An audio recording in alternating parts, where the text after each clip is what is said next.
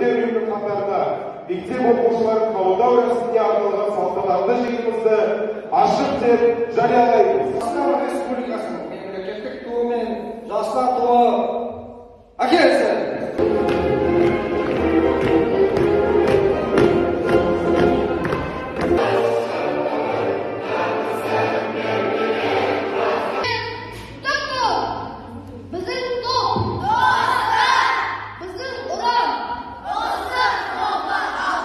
Қабылдау салтанатты жиынына дайын баяндаған тоқбасшы Нұрболатұлы Әлімжан. Қосылған ұйымына қабылдаушылар бүгін салтанатты жиында сапқа тұрғызылды.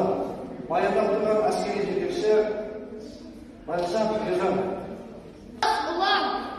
Балалар мен жасөспірімдер ұйымының қатарына кіре отырып, өз отаным Қазақстан Республикасының патриоты болуға, мемлекеттік рәміздерді құрметтеуге, дәріптеуге, туған елім, жерім, отанымды мақтан жетуге, ата-ананы қадірлеуге, үлкенге құрмет